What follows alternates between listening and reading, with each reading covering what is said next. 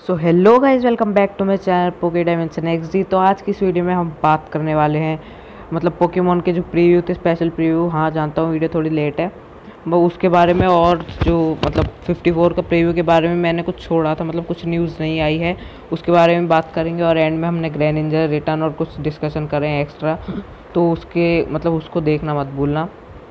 और अभी नीचे डिस्कॉर्ड लिंक का सर्वर का लिंक नीचे डिस्क्रिप्शन में दिया हुआ है, और डायमेंशनल एडिट्स यानी मेरे सेकंड चैनल जो है उसका भी लिंक नीचे डिस्क्रिप्शन में दिया है। सेकंड चैनल को जाके सब्सक्राइब कर लो। वीडियो को शुरू करते हैं। तो करना।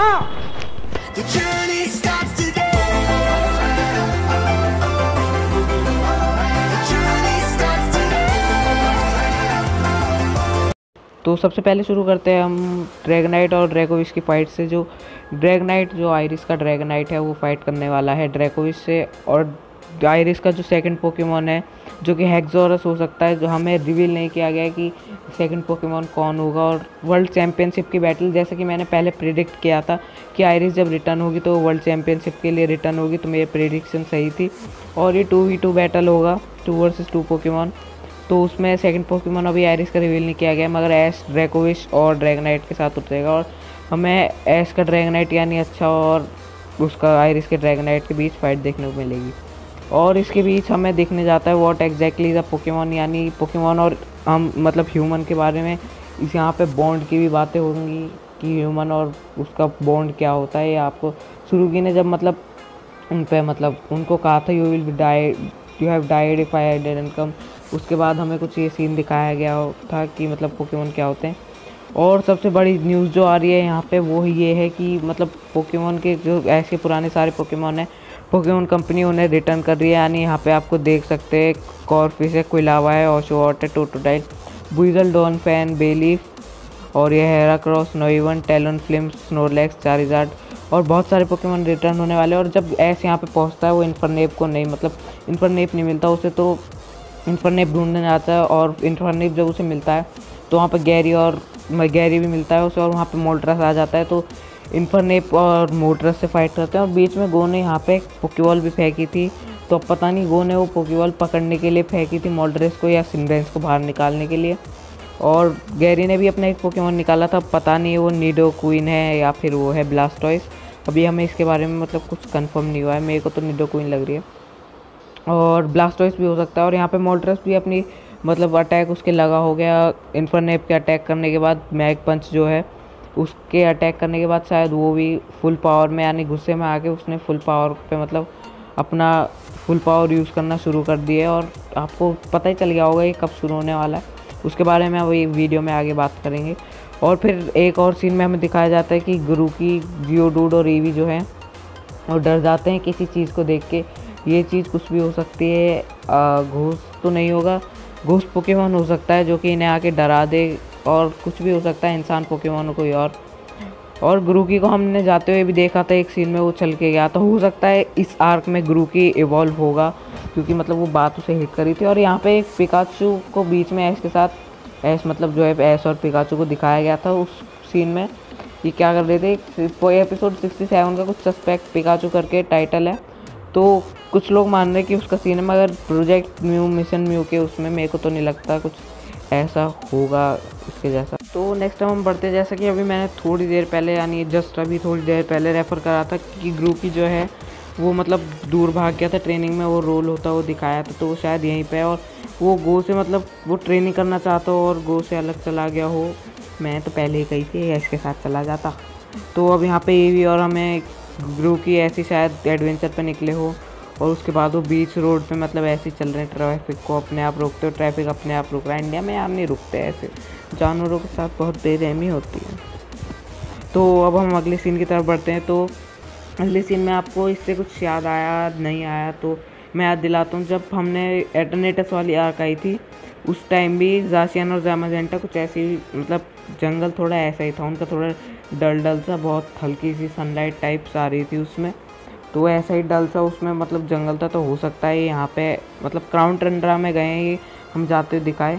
और यहाँ पे ग्रुकी और फ्लवेवे गो के ऊपर चढ़े, और एक वाइट फ्लवेवे से कुछ रेफरिंग एक एपिसोड भी आने वाला है, उसके बारे में अभी कुछ ज़्यादा इन्फॉर्मेशन है नहीं। ये शायद फिलर एपिसोड होगा या कुछ इम्पोर्टेंट भी हो सकता है, इसमें कोई मिस्ट्री विस्ट्री हो तो अभी हमें पता नहीं है। तो थोड़ा बहुत मतलब इसके बारे में जानकारी इकट्ठा करने के बाद मुझे पता चला ये क्राउन टंड्रा है। तो ये जो रिसर्च करने वाले हैं ये एस वगैरह गो, तो ये क्राउन टंड्रा में रिसर्च करने वाले हैं। ये मीन्स हो सकता है कि म्यू के मतलब यहाँ पे होने के चांसेस इन्हें मिले हों, मतलब क्राउन टंड्रा में उसके कुछ इमेजेस इन्हें मिले हों। तो अब हम प्रोजेक्ट म्यू के बारे में पूरा ओवरऑल बात करने वाले हैं। हमें प्रीव्यू से क्या पता चला, तो प्रीव्यू से हमें ये पता चला कि गैरी रिटर्न होगा और आइज रिटर्न होगी और 2 नए कैरेक्टर आने वाले, सुरुगी और आसाही, और रेजी आइस भी, मतलब रेजी आइस भी पकड़ा जाएगा और ये पता नहीं कौन पकड़ेगा। और रेस के जो पोकेमोन हैं वो भी रिटर्न होने वाले हैं और कुछ पोकेमोन शायद नहीं होंगे, मतलब ऑलमोस्ट सारे ही होंगे और शॉर्ट भी सब।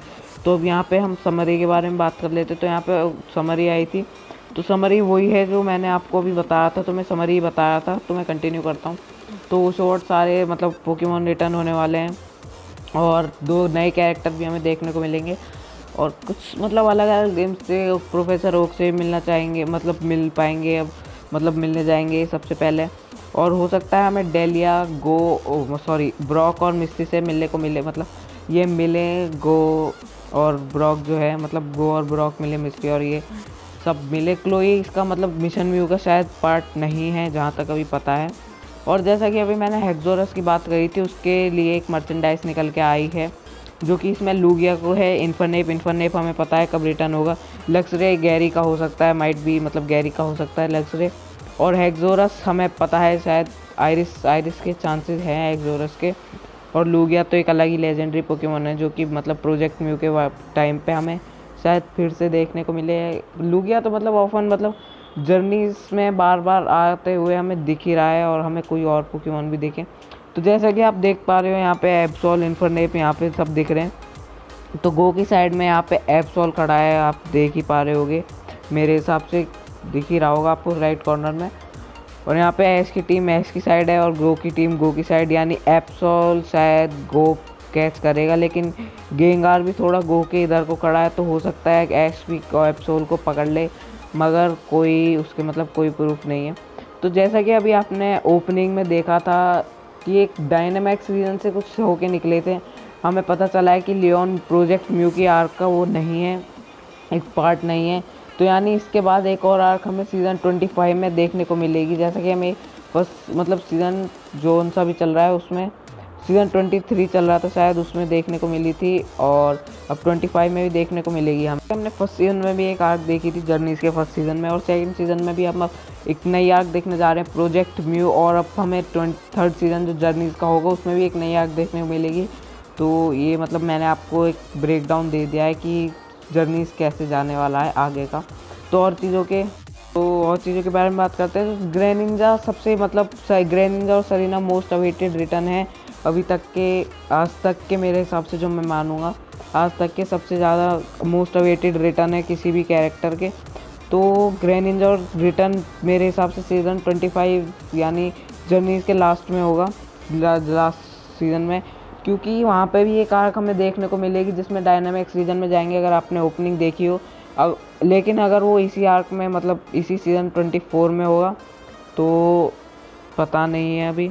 और ग्रेनिंजा अगर मतलब ये आर्क सीज़न 24 के अंदर ही हमें देखने को मिलती है डायनामिक्स रीजन की, तो ग्रेनिंजा और सरीना मेरे हिसाब से 70% तक रिटर्न होने के चांसेस हैं, वरना तो फिर एक अलग ही उसमें बनेगा तो टाइम लगेगा उसमें। मतलब एक और नया रीजन जब ये इंट्रोड्यूस करेंगे या एक और नई सीरीज़ जब स्टार्ट होगी तो एक और मतलब धमाका कर सकते हैं कि ये ग्रेनिंजा, और जैसे कि पिकाचू हर रीजन में ट्रैवल करता है वैसे ग्रेनिंजा तो नहीं, मगर ग्रेनिंजा एस मतलब अपना वापस ले लो और सरीना के साथ ट्रैवल करे। लेकिन मेरे को लगता नहीं है, जैसे गेम्स आते हैं ना, गेम्स जिस रीजन पे आते हैं उस रीजन पे अगला मतलब सीरीज़ बनती है। तो अभी शाइनिंग पर्ल कुछ ऐसे करके आ रहा है, तो उस पर मेरे हिसाब से अब नया सीज़न बनेगा जो कि एक अलग डायमेंशन में चलेगा, पोके डायमेंशन एक डायमेंशन।